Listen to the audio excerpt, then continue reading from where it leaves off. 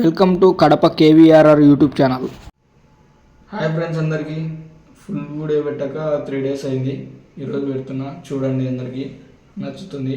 పప్పు ఎలా చేయాలో సింపుల్గా చూపిస్తా, చూడండి ఫ్రెండ్స్. గట్టి పప్పు. ఫస్ట్ అయితే గ్యాస్ ముట్టించుకొని కుక్కర్ పెట్టుకోవాలి.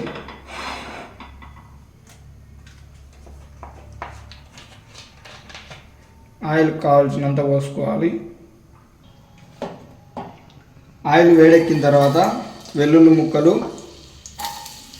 అలాగే ఆనియన్స్ వేసుకొని కొద్దిగా లైట్గా ఫ్రై చేసుకోవాలి. లైట్గా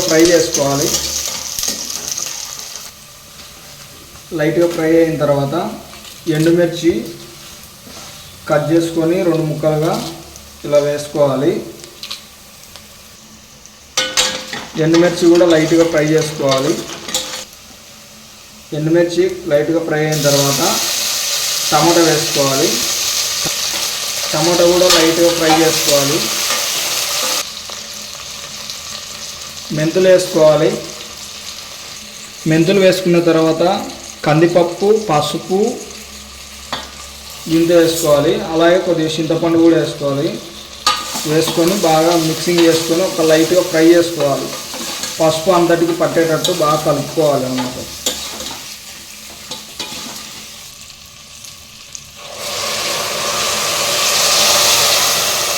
గ్లాస్ కందిపప్పుకు గ్లాస్న్నర వాటర్ వేసుకోవాలి. అంతే ఫ్రెండ్స్. వాటర్ పోసిన తర్వాత అయిపోయింది.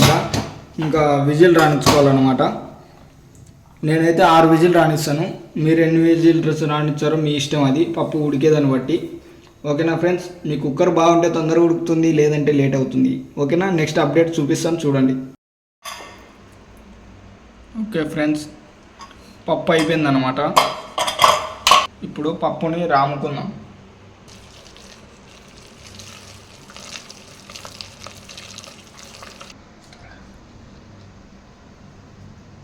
కొద్దిగా ఉప్పు కూడా వేసుకోవాలి. ఉప్పు వేసుకొని మంచిగా రామాలి పప్పుని. అదో అడుగున లైట్గా మాడిపోయినట్టు కనిపిస్తుందా?